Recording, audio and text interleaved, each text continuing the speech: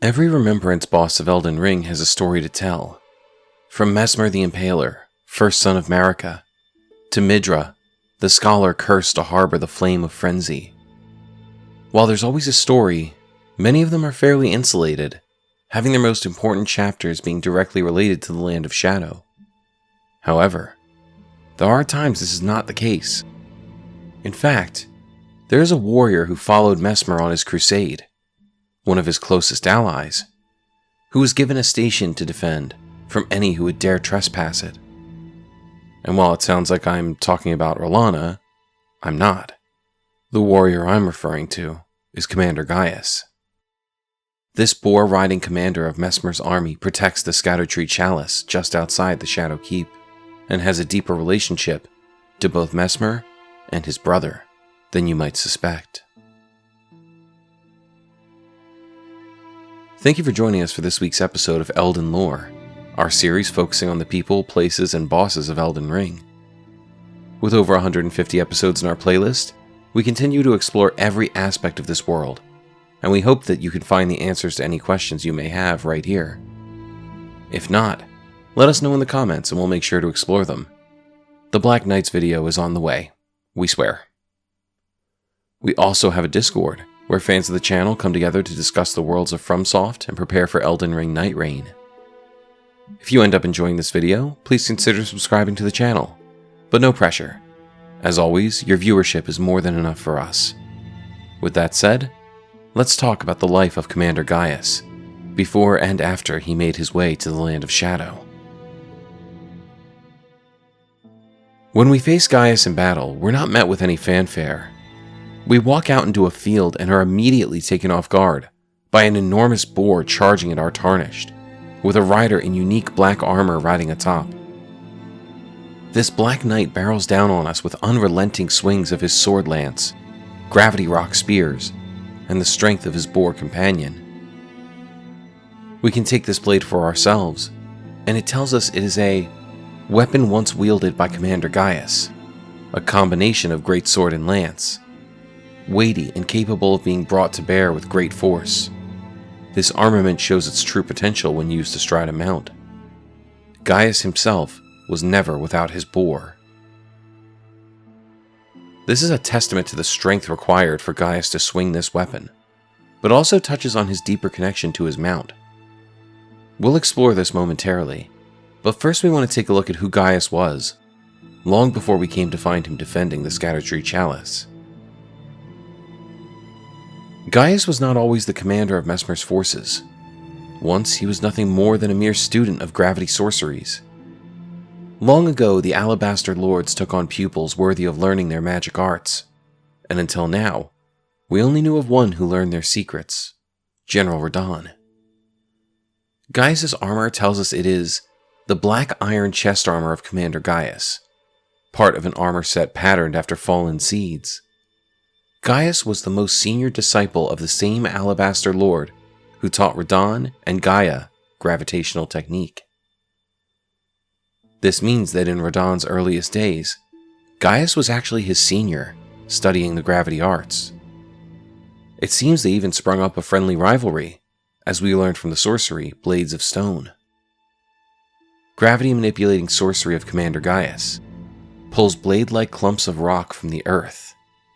Gaius and Radahn were good rivals in their youth, and this sorcery is a product of their friendly competition. With this in mind, it's interesting to think which of Radahn's sorceries may have been inspired by Gaius. When it comes to his relation to Messmer, we can look to his remembrance. Remembrance of Commander Gaius hewn into the Scattertree. Both were as elder brothers to the lion, and both were cursed from birth. In spite of that, or perhaps because of this very reason, Gaius was both Messmer's friend and the leader of his men. So it would seem that Gaius and Messmer were friends well before they started their crusade on the Land of Shadow, back when they both resided in the Lands Between, alongside the other demigods, long before the Shattering. What I find most interesting about this description is that it confirms Messmer had a brotherly relationship with Radahn long ago, and it expands on the idea of Gaius and Radahn's rivalry, they weren't just striving to outdo each other. Gaius likely acted as a steady hand in guiding Radahn's sorceries, and Radahn saw him as an older brother figure, someone to emulate alongside the first Elden Lord, Godfrey. With all of this said, the detail of both Messmer and Gaius being cursed from birth needs to be explored, because while we know the affliction Messmer was born with, how was Gaius cursed? After defeating this boar-riding commander, we can explore the area around him and find an Albinauric shack, defended by a wolf-riding Albinauric archer. Upon defeating the archer and her wolf, we obtain a piece of Gaius' armor that wasn't dropped when we defeated him, Gaius' greaves. Black iron greaves made for Commander Gaius, a cruel joke for he could not wear them. Riding atop the boar he called his other half, Gaius was in fact a warrior of Albinauric extraction. Commander Gaius, the leader of Messmer's men, confidant of Messmer, brother and inspiration to the conqueror of the stars himself, was an Albinauric. You would not expect these people, devoid of grace and persecuted by the Golden Order, to have any kind of relation to the Golden lineage. But Gaius must have been a special case, as he was able to prove himself in a way no other had. He's also the only male Albinauric we see throughout the Lands Between to ride a mount, calling it his other half, and show a significant level of physical strength. How he was able to cultivate this strength is unknown, but his prowess for sorcery can easily be explained by the Albinauric's natural aptitude for magic. However, I wonder if the fact that Gaius was an Albinauric was hidden from all but those who were closest to him. Perhaps the existence of these greaves is proof that the person who created his armor was unaware he had no legs to protect in the first place. Maybe the reason he was never seen without his other half, his boar, was because it would give away his secret.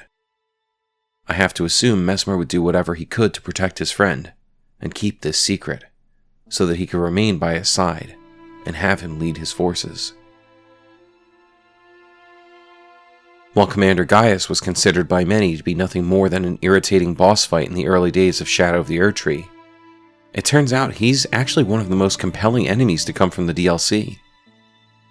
By looking into who Gaius was and his place in the history of the Lands Between, we come to learn more about Messmer and his relationship to his family.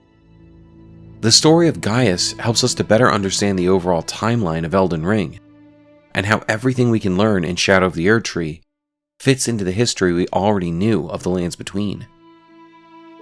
Gaius is a perfect example of how learning everything we can about the new characters in Shadow of the Erdtree can help tie together the overall lore of Elden Ring. And I think that's incredibly important when it comes to a DLC that many consider to be disjointed or too unrelated to the main game. If you pay attention, you can find how these threads tie back to the core themes and story of Elden Ring. You just have to be willing to dig a little deeper. Thank you for joining us for this dissection of Commander Gaius, the gravity-wielding Albinauric classmate of Star Scourge Radahn and friend of Messmer the Impaler. What do you think of the story of Gaius? Do you like that his armor and weapons revealed key information about the history of Messmer and Radahn? Or would you have wanted their story to be told elsewhere? Were the greaves made for Gaius meant to be a slight against his heritage? Or were they created as part of his set by someone who wasn't in the know? Did you fight Gaius on horseback, rider against rider? How did he survive without ever leaving his boar? Let us know your thoughts and theories in the comments. Don't forget to like, subscribe, hit the bell, and set notifications to all so you never miss out on any of our lore dives. We look forward to seeing you again for more Elden Lore.